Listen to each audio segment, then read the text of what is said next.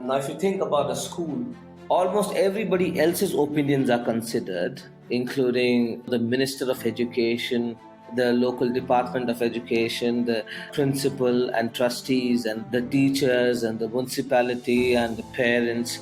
Everybody's opinions except those of the students. Hello and welcome. I'm Sanjay Khandelwal, and this is The Break School, a self-learning podcast to enable you to do what you love every day.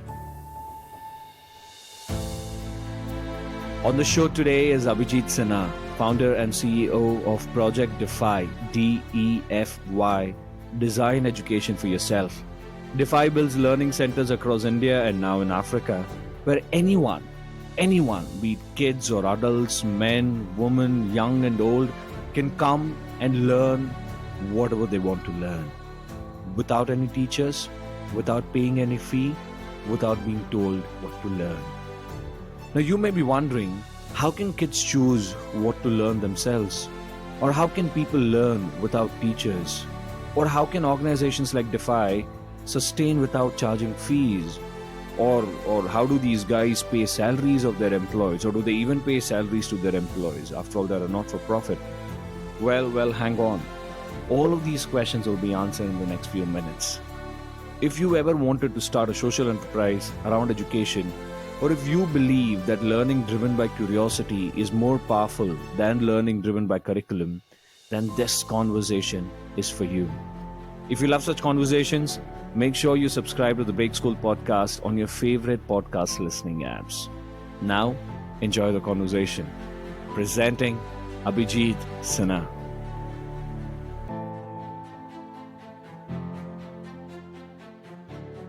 Hey Abhijit, welcome to the Break School. How are you doing? Very good. How are you? I'm good, Abhijit. Good to see you here early in the morning. Abhijit, a good point to start would be to understand what is Project DEFY. I love the word DEFY, which basically here stands for Design Education for Yourself. But can you tell me what Project DEFY is and who is it for? Well, let's say Project DeFi is we think of it as a vehicle. A few years back, we were able to create a learning space that was very different from what anybody imagines a learning space to be. Very different from what the school or a tuition center looks like. So the space had no teachers, no exams, no curriculums. It was actually run by students, by learners, Okay. and it continues to be. I don't know why I spoke in past tense, but the idea that we were able to create was that a learning environment or a learning space or even a school need not be run by teachers and administrators for students. It can actually be run by learners for learners in a way that they customize everything about their education. And this was probably 2 years after I began working, and Okay. I was at a fellowship program in Kerala called Kampari, and that's where I was thinking a lot about what should we call it, and the word "defy" came to mind, and I always tell people that the design education for yourself part is actually the retrofit. The defy by itself was such a wonderful thing because that's exactly what we were doing. Right. But Abhijit, you said you wanted to create a space which was students driven, right? Which was focused on self learning, for example. And the traditional form of education system is, of course, teachers driven. It's a top down approach. What problem do you see with the teachers driven or a top down education system that you think a system like Nook or Defy can solve? Well, see, the problem is not so much about whether teachers are there or not, or if it's teacher driven or not. The problem is honestly that the choice must exist in any sort of environment that affects you. Right. Now, if you think about a school, almost everybody else's opinions are considered, including the Minister of Education, the local Department of Education, the principal and trustees, and the teachers, and the municipality, and the parents. Everybody's opinions except those of the students. Right. Right? So, and now If one begins to think, why is this that way? Why is it that nobody asks the students? Then one can discover a much more deep-rooted design issue, which is it is not designed to happen like that. And so the education that we still continue to practice is still the colonial industrial education, right? So Okay. the the schools that we see of today, even the most modern looking ones, Mm-hmm. are the love child of industrial revolution. They were created in the 1700s around Europe, not so much for the intellectual enlightenment of students or anything like that, but Mm-hmm. for a very simple reason, to train people from a very young age, so that by the time they finish that training of 15, 20 years, their highest ambition, so to speak, is to work in a factory. Mm-hmm. And these factories were not great places to work, honestly. They were repetitive, mundane tasks. They were, horrible working environments and dangerous environments. And yet, you would make people believe that the only way to contribute and participate in the society, and in turn thrive in the society, is by doing a job and working for the factories. Right. Now, what happened was that in the 1800s, then this system of schooling was then brought to India. We were just forced to start following it from one day, and Mm-hmm. when for 150 years, if you're not allowed to question that system, then most certainly you will forget how if that the question can be even asked, or if changes can even be made.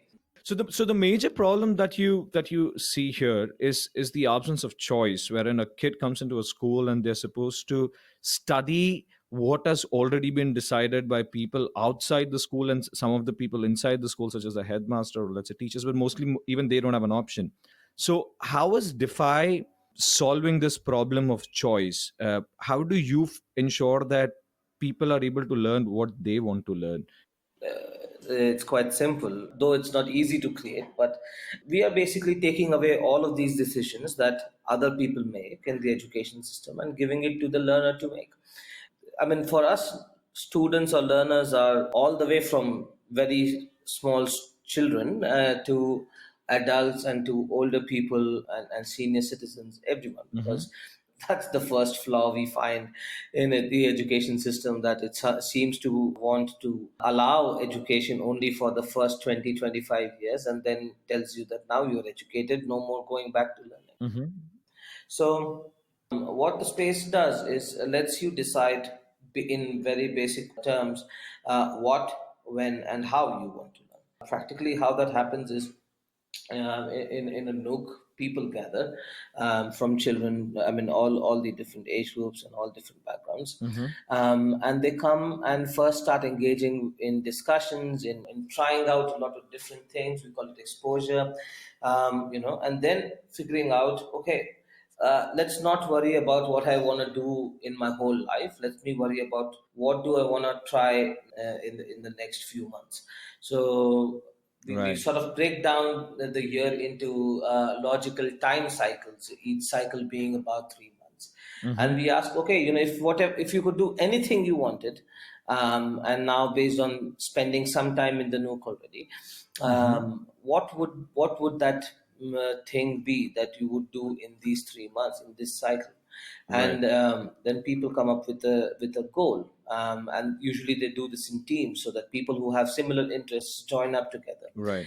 and we show them how to make a very specific goal, a smart goal in corporate language, is so that they know exactly when they have completed the goal, and they have what exactly they are going to do in the cycle, and so on. And at the Mm-hmm. end of the cycle, then they show what they have done, and they talk about what they wanted to do with their peers, so they get feedback from Mm-hmm. other learners who are in the space. And because they are of different ages, they get all sorts of questions, both from the curiosity of the young and the experience of the old.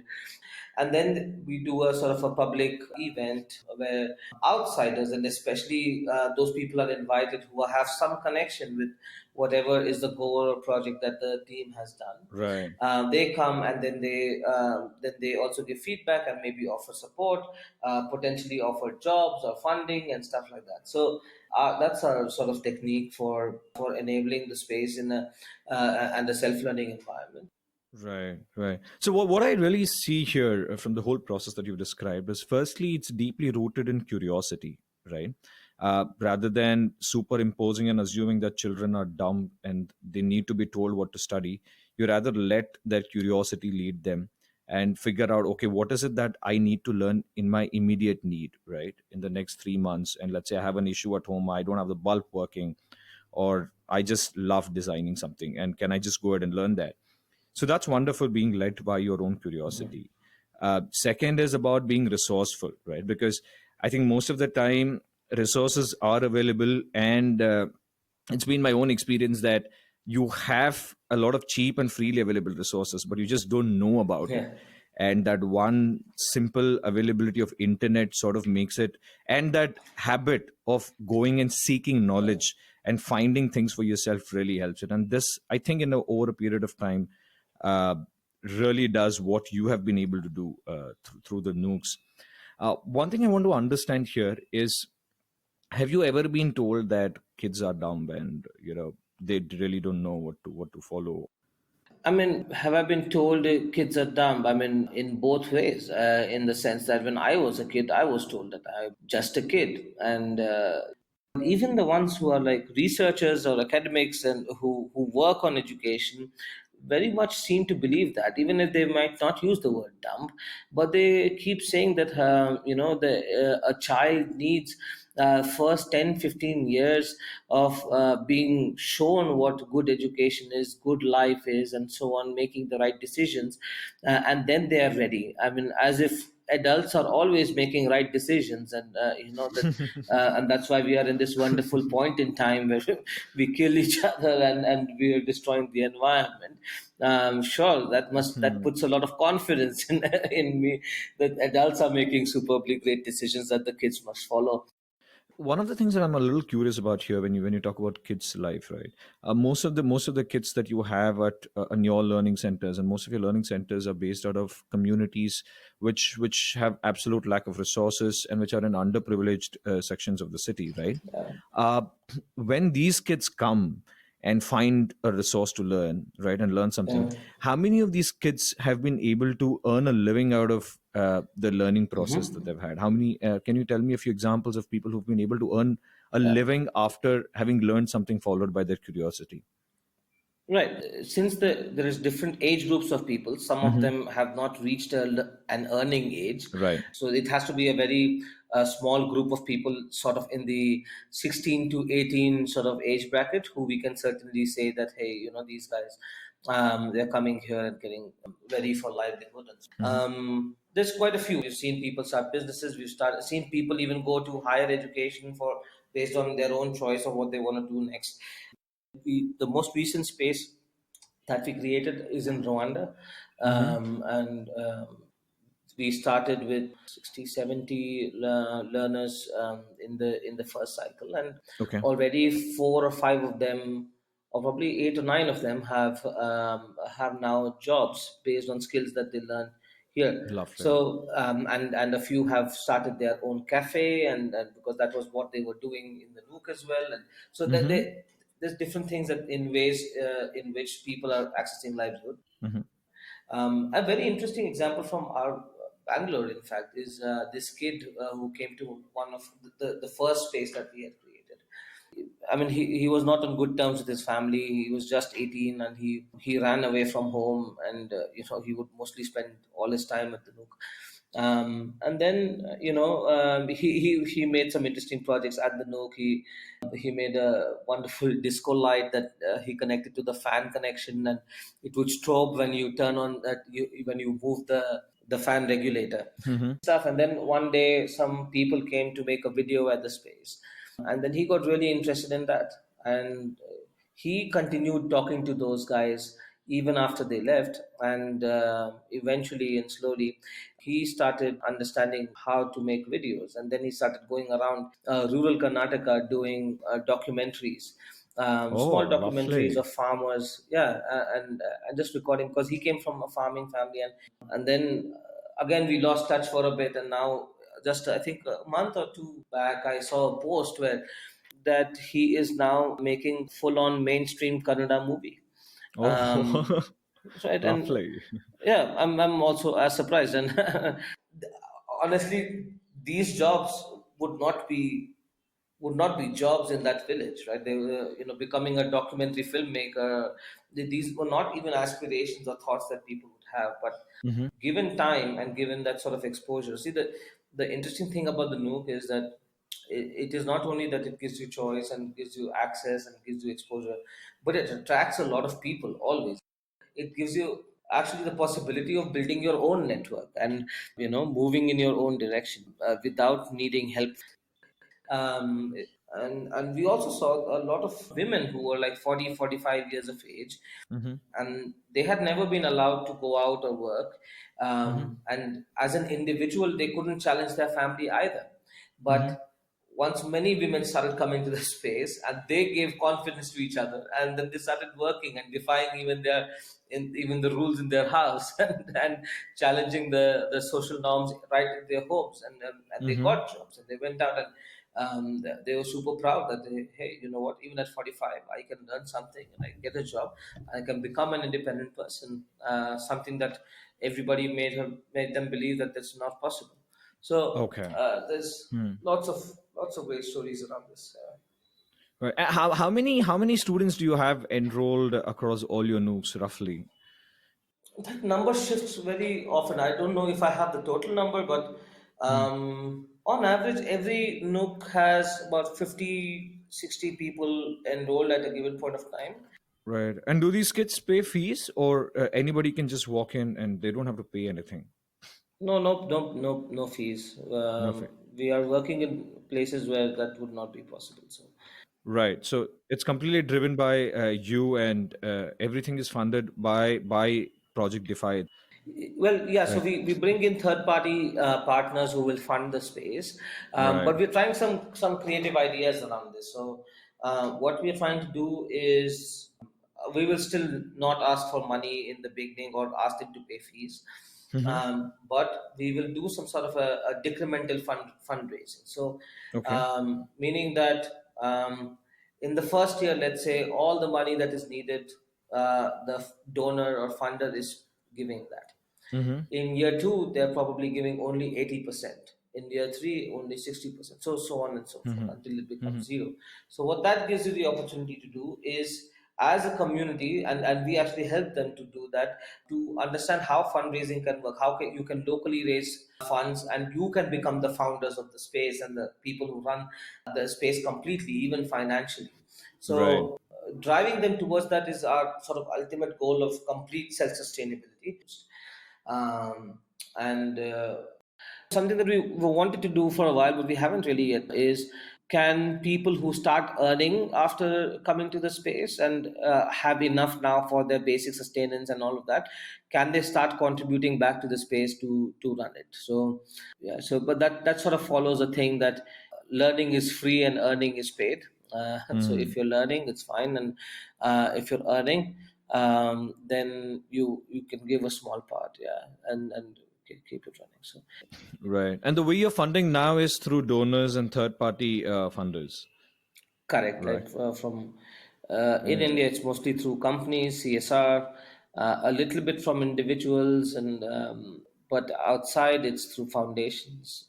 Yeah, Right. so And I just want to understand, when you began, right? When you began this 4 years ago, what were the major challenges in terms of getting the funds to run the space? I mean, how did that journey look like? If you can just describe to me briefly about a few incidents. when I really started, I think it was more or less that we ended up with a space, and then we realized, oh, we have a space, and then we started thinking, do we want an organization, and what does it take to be an organization? So things like fundraising had no meaning, or I did not understand it. Now, how we were running the space in the first instance was basically getting materials by scavenging through other people's trash. So the village Hmm. was throwing away a lot of things, and we would bring that in and use that and borrow some computers, and the internet connection was somehow there, and use those things to make it happen, to make the first space. Right. And it's only afterwards that then we had to worry about, oh, there's rent, there's electricity, there's all these things. And so then I asked my friends if they what they think about it, and they offered. I mean, in fact, I didn't have to ask much, but they said, you might be needing money, and I said, yeah, I guess I do. And then they started sponsoring the rent and the electricity of the space, for the space, at some small costs. That's what I kept doing for a while, until I finished Kanthari, and I learned, oh, there's something called fundraising, and you can do it properly. But that experience was nice, because it took away all the shyness and all that. I feel very comfortable telling people about the funds we need. And in fact, we did not have any funding, nothing that was called the funding, until after 2 years we got a grant from MIT. Okay. Even then, we were not an organization yet, and they found Hmm. out about us and gave us $5,000. And Oh, lovely. we created an organization. It was a painfully slow process, honestly, but that slow process also had its advantages, and in a sense of really, yeah, going through that journey. It's a very personal journey as well, not just for the organization or for the work, but also understanding yourself and what truly are your needs, and things that you want to accomplish. Right. That was, I would not trade that for anything, honestly. Well, I agree. Most of these things that seem quite painful and quite painfully slow when you're just going through them, in hindsight, seems to perhaps prepare you for better ways to deal with the similar situation. And here, this is where I want to understand. So now it was friends and family and immediate surrounding, and everything was ad hoc in terms of funding. How did you eventually find funders, like in corporates? Did you reach out to them? Did they reach out to you? Did you write to them? And what were the challenges in terms of even refusing to, for example, accept fund from someone if you didn't want to? Well, all of that has happened. So, that's very funny, because I mean, I had no connection with corporates or anything like that. But incidentally, first person who gave us money, Megha, this friend of mine who I had met at a hackathon. And then after 2 years, when I finished Kanthari, she quit her job and joined full time into DeFi. So she became the co-founder. And Okay. then she had more experience, and she had worked with companies before, and she knew people before. So then she was able to create some of those relationships with getting us at least a meeting and a foot in the door, Hmm. and so that I can then go and explain what we do and how we do it. And of course, in the beginning there'll be a lot of rejections. We would not get funding because we are not registered yet. Hmm. We didn't have ATG 12A and these kind of certifications yet. However, we kept pursuing them, and we kept showing our progress. So with that, people eventually turned around, and some people who were not yet ready to give us any funding at that point of time, a year later, they themselves turned around and said, "Hey, you know what? Are you registered now? Can we actually fund the space?" So these kind of things happened, more or less because Megha could make some initial connections, and we were invited to a lot of places to speak. We were also in a lot of news articles and stuff like that. So it gave a lot of exposure to our work that otherwise we didn't have for the first 2 years. And Right. with that came more credibility, and with that credibility came more faith.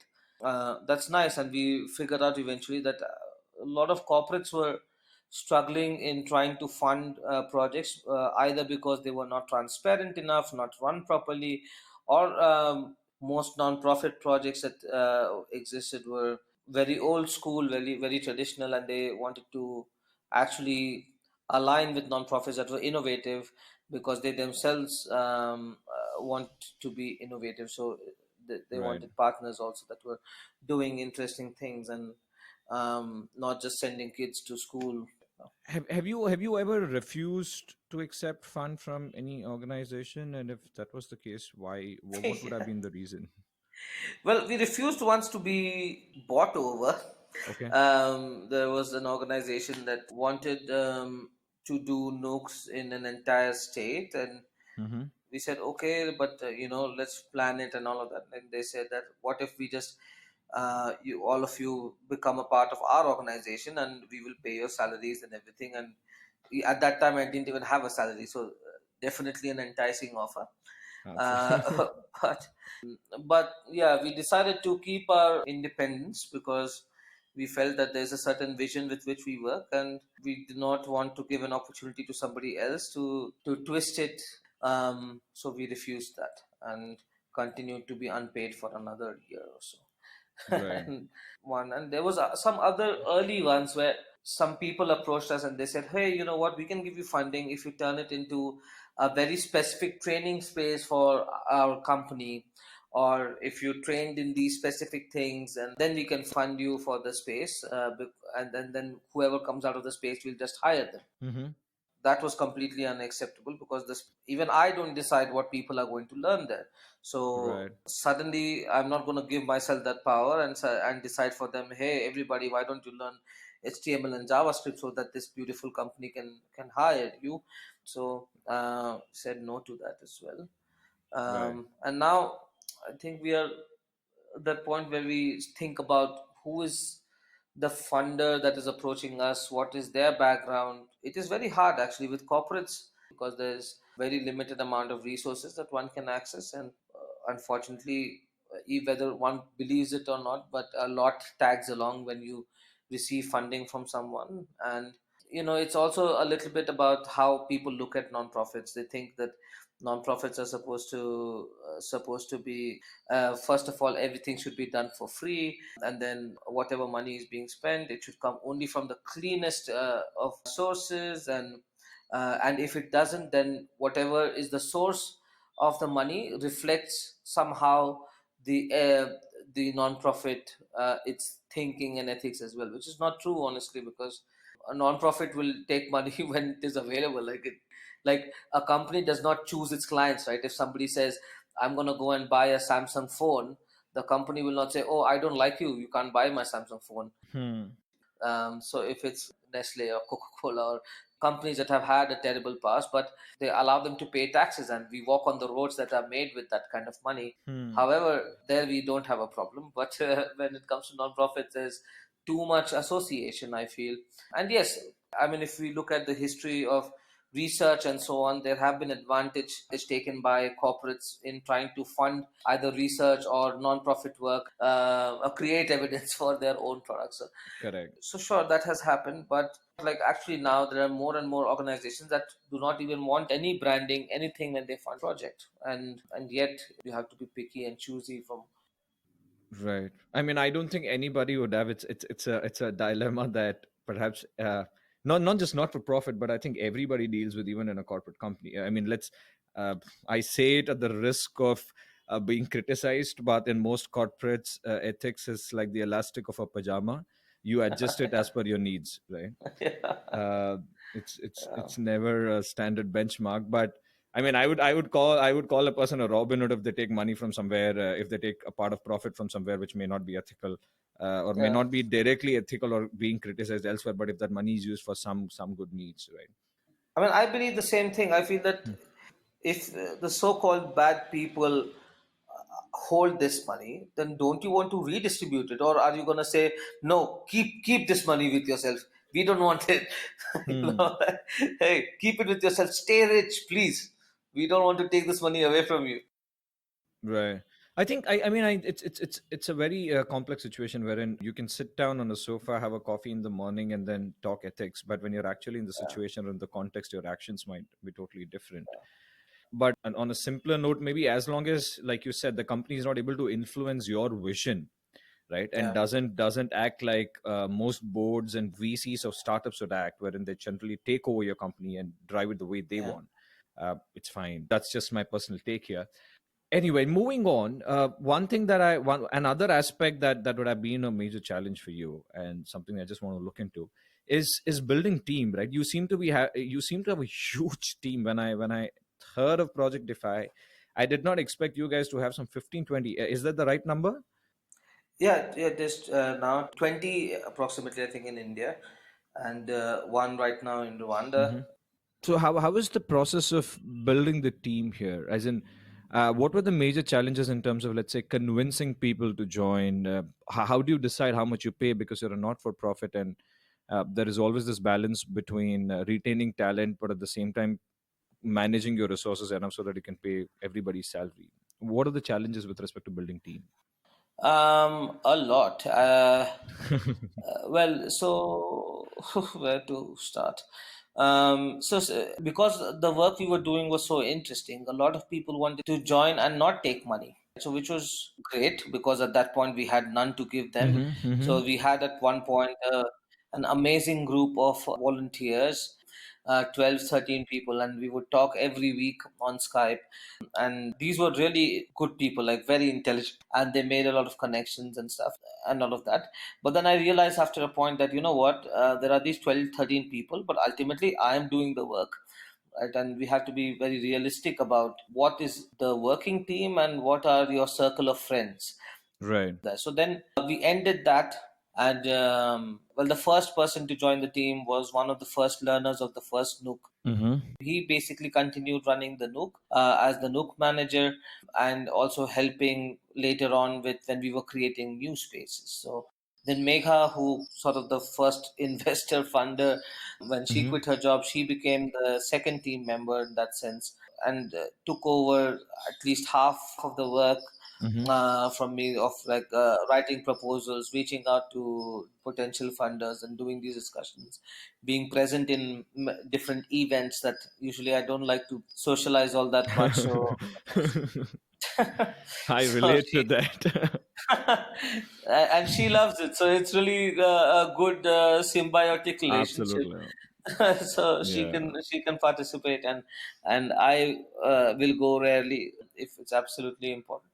And it was very slow. So the first team member, that was for like 1.5 years. Then we got Megha, and it was like that for 6 months. Then when we got another guy who we didn't pay but was paid by a relative of his, so basically was like a paid person. How did that work? I guess I don't know, we had just amazing friends, man. I think uh, people helped out in so many ways. Megha did not take a salary for 2 years. I didn't take a salary for 4.5 years, Right. almost, and yet we survived and thrived. And I was living in, different people's houses, couch surfing from one to another. My regular life was couch surfing. It was not that I was on a holiday. And so slowly went forward, and then we had another guy who joined us, but then things didn't work out with both of these guys eventually, and we saw that we did not we Mm-hmm. had a team, but we basically took whatever came our way, not selected them. We just Mm-hmm. added them to the team because, hey, what other choice did we have? So, and then as the money started becoming better and more stable, and we started adding people by really Mm-hmm. carefully selecting them. We started creating a structure of the kind of people we want, the kind of roles we want. What are the complementary areas that we can no longer do? Then slowly, slowly, slowly add one piece at a time. That helped us to get very quickly in the last like a year, probably. We went from like 4 or 5 people to 20 people. Right. And then we have to juggle that because that was a pretty big increment, and it was a lot of learning. And if I have to see my role, almost 25% of my time is pretty much in team building and cohesion, and making sure that all of these amazing individual people can work very well together. And they're happy and motivated and sustained and retained. Yeah, and paid well. We make sure that when we pay, we will pay well. We will not pay this halfway through. Right? So once we started paying well, and we said, hey, you know what? Passion is great, and we definitely need people with passion, but they should not have to think about going out for a coffee once in a while or getting a dinner outside, because Hmm. that usually is a drainer to even something as strong as passion. Right. Absolutely. So do you pay on par with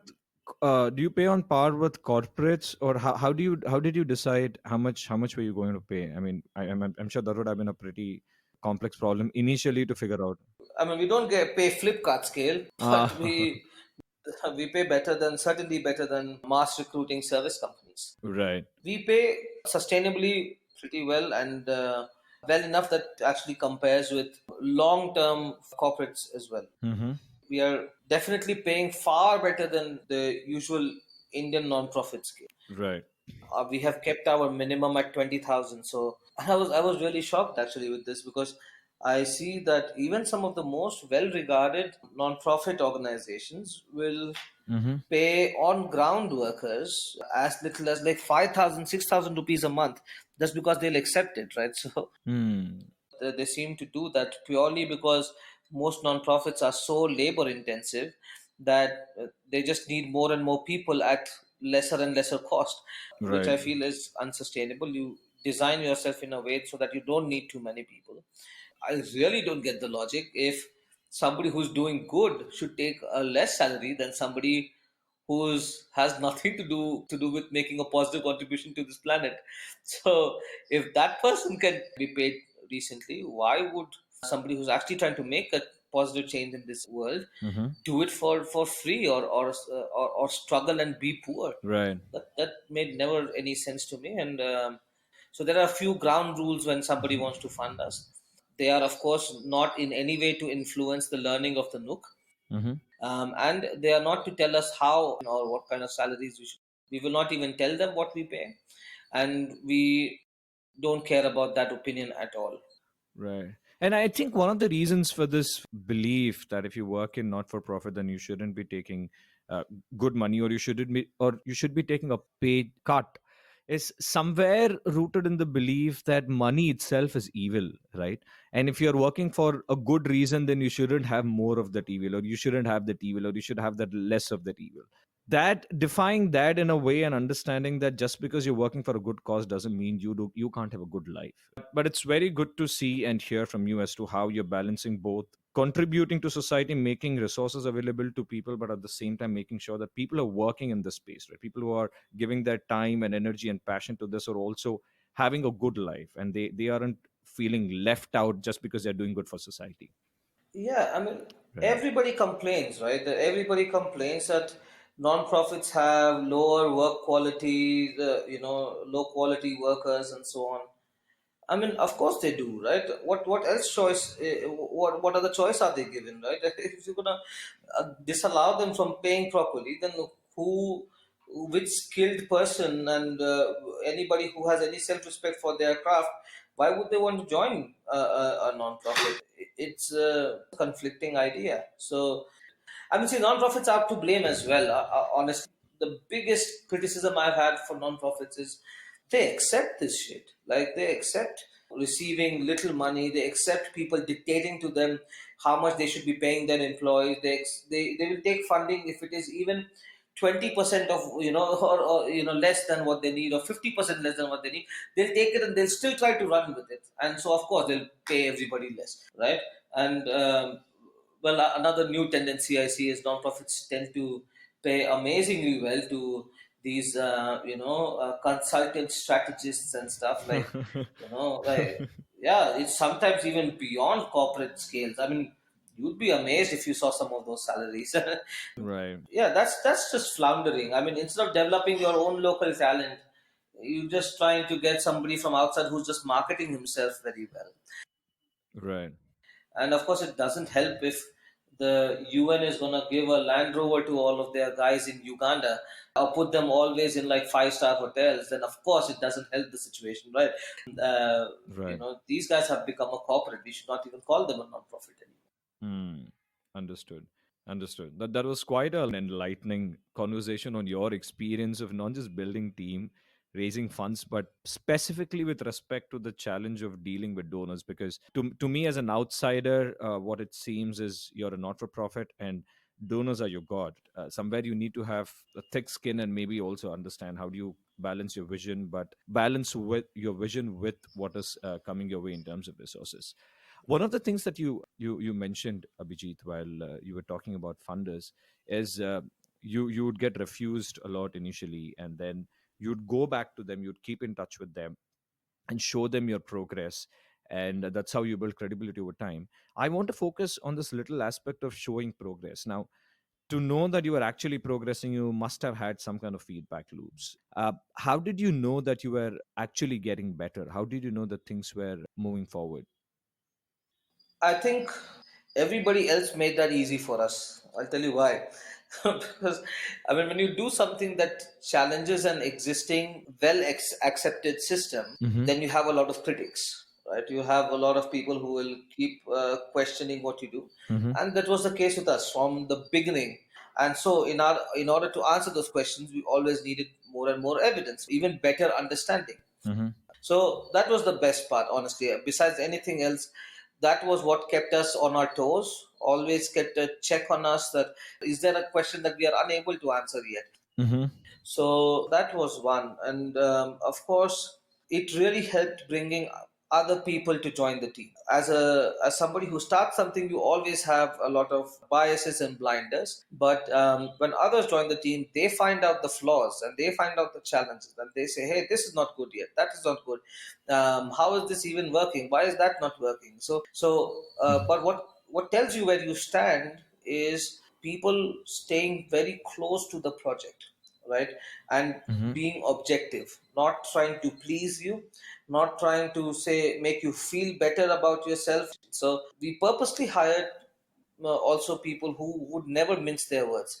When they felt Mm-hmm. something is wrong, they will say it to our face, this is wrong. And they would also be the people who don't just criticize Mm-hmm. but try to fix things. Right. So hiring has been one of the best ways, because see, reports and all, you can always make it look shiny, huh? Mm-hmm. I have never seen a non-profit report that was bad. However, reports are never the actual proper assessment. You know that Mm-hmm. I think the best assessment is having a team that is very willing to criticize, even though they belong to the same work. Right. That's our check and balance. I think that's better. I really like one insight that you've given me, Abhijit, which is about finding people who are willing to criticize and, of course, willing to fix things as well, right? I do understand the importance of finding people who are willing to criticize, but I never thought of this in a way that this would lead to a great feedback loop or a feedback system. So that's a wonderful way in which I would look at hiring people.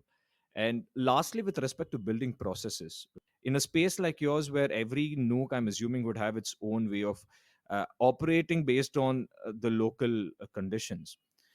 Has this processes, the processes that have built, somewhere did you find it difficult to manage between standardizing and making sure that they have their local ways of operating as well? Yes, that's the million-dollar question. For us, in some ways, standardization can kill a nook. You know, Right. it can be that bad. So we have to be careful. So when we do process design, we first put the values down, Mm-hmm. right? So what are the values that are non-compromising? Right. And then we try to figure backwards that, hey, now if you're designing a process, does this process follow those values? And if not, then that process cannot be. Correct. So let me give an example. We had this problem of stealing sometimes in our nooks, right? Mm-hmm. And that's part of a debate if we want to put a camera inside them. We haven't yet so far. Mm-hmm. And if you go by standard mm, thinking, Mm-hmm. then you'd say, yeah, what's wrong with the camera? Yes. Right? Huh? It's there in stores, it's there in McDonald's, it's there so many places. So what Mm-hmm. could be wrong?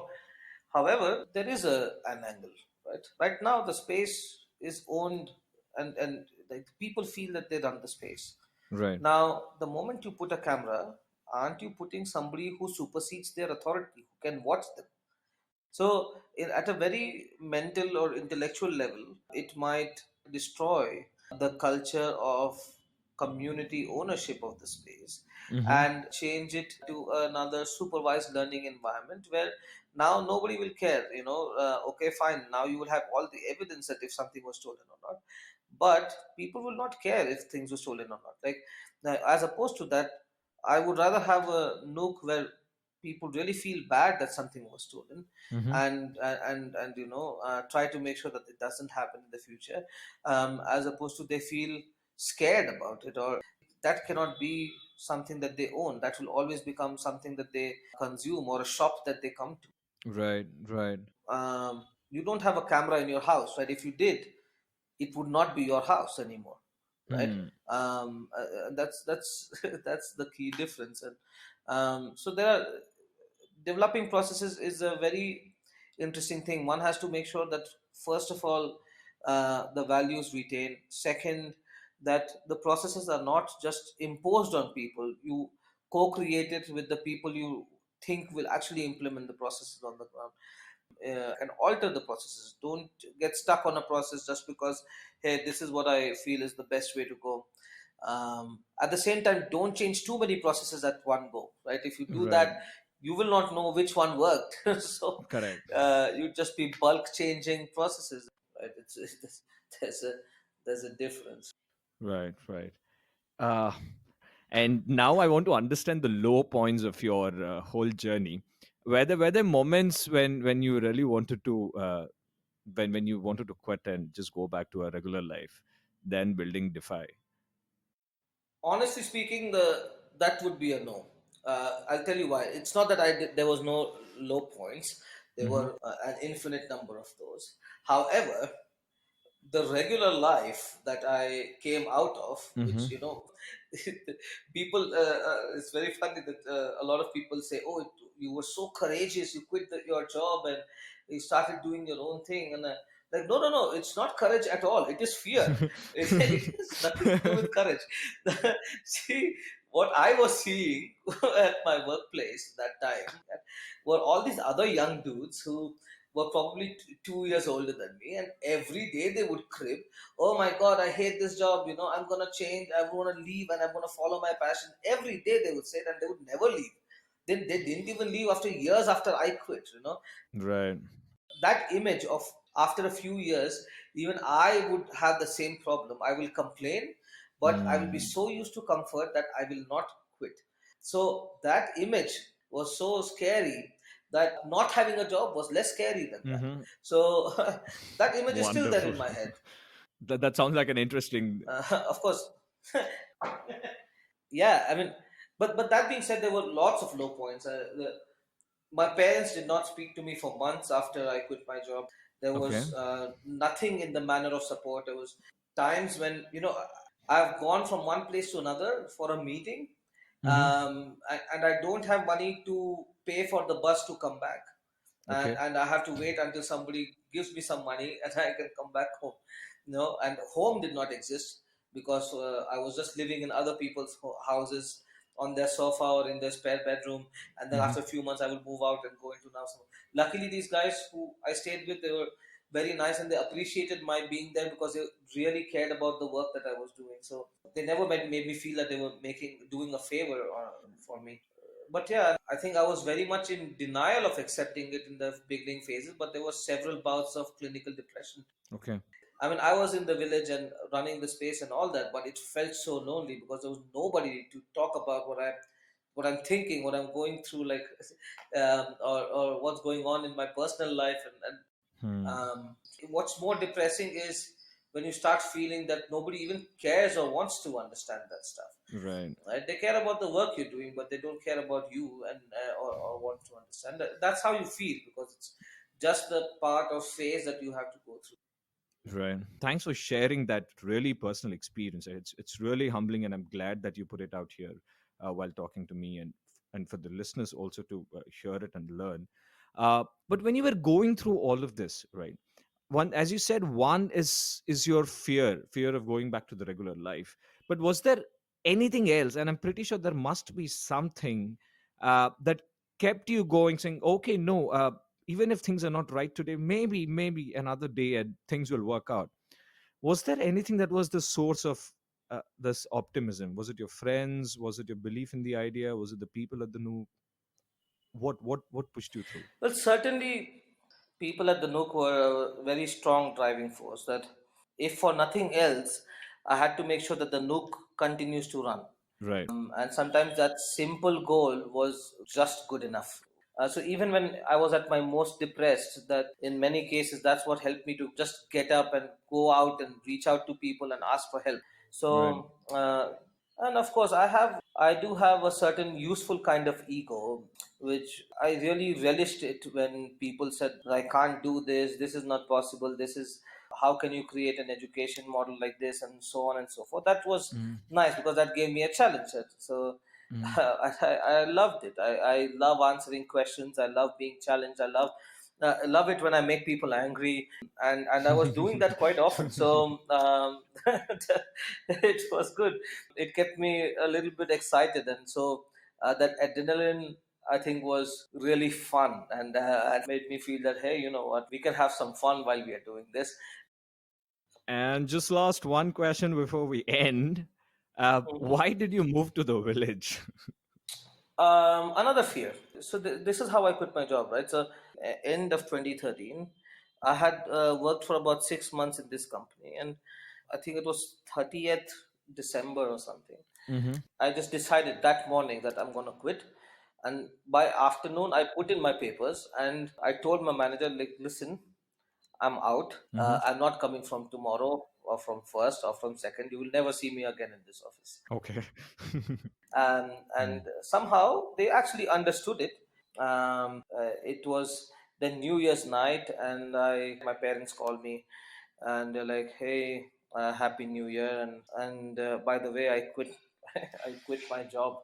Um, I literally just said that, and he kept the phone. And then my parents are, first they called me a few times and like, "Why have you quit your job?" And then they're like, then they just stopped talking to me for a couple. Uh, And now, then a second thought dawned on me that, hey, there's the problem. If I'm jobless and all my friends, my job full friends, are in the same city, how are they going to perceive me? Right? I'll be a failure. It was not fashionable to quit your job, at least not in my circle or anything like that. So then somebody introduced me to somebody, then who introduced me to somebody else. I ended up meeting this guy called Freeman. He and his organization was starting something in a village, and I said, hey, I just met him and I told him what all I'm good at and all that, and I told him why I quit my job, and he was very intrigued by that story. Like, you quit your job just like that? I'm like, yeah, I'm just tired of this shit. And then the same evening he said, hey, would you like to go to the village? And then 3 days later I had moved out. I didn't even know the name of the village until I got there. Like I had no idea where I'm going. And that's how I moved into this village with no intention per se, but just running away. I think these fears and running away have been a part of my initial journey. Thank you so much, Abhijit. Thank you so much. If anyone from the listeners, if they would like to reach out to you or talk to you about your work more in depth or work for Defy, how can they do so? How can anybody reach out to you? They can go to our website for one. Our website is www.project.defy.org. We're always looking for interesting people to work with. We are very hard in our selection process, but we are really amazing as a work environment and a team. We Mhm. are closer than family in many ways. Thank you so much, Abhijit. Thank you so much. I really loved having this conversation with you, and I think there is a lot more for us to discuss even after this conversation. Absolutely. Yes, lots and lots more. Thank you for asking all these amazing questions. Thank you, Abhijit. So that was Abhijit Sinha.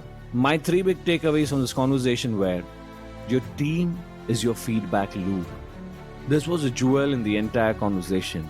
I've always believed your team is your greatest resource, but I never thought of each member in my team as a powerful feedback loop. As Abhijit mentioned, bringing in people who give you uncluttered, hard-headed feedback and offer solution can go a long way in building sustainable organizations in the long term.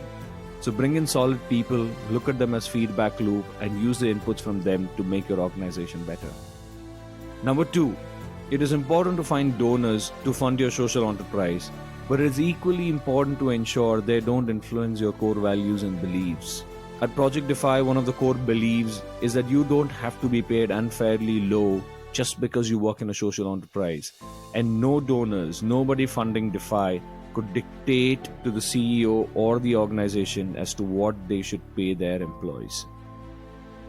Number three, Learning rooted in curiosity is far more powerful than learning rooted in curriculum. When you learn something to solve an immediate problem or fulfill an immediate need, you get immediate feedback. If what you're learning solves your problem, you retain and build on that. If it doesn't, then maybe you're just not learning well or you need a different solution.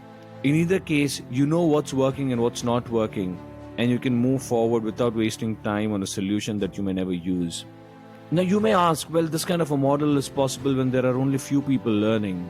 But can you do this for all the kids in the world? Honestly, I don't know. I'm just hopeful that with the increasing penetration of internet and availability of knowledge on the internet, this should be possible for a lot many kids in the times to come. I hope you learned a lot from this conversation. If you'd like to learn from similar conversations in future, then do subscribe to the Break School podcast on Apple Podcasts, Spotify, Castbox, or any of your favorite podcast listening apps. I'll see you next week with more stories and lessons to help you do what you love. Until then, keep doing what you love every day.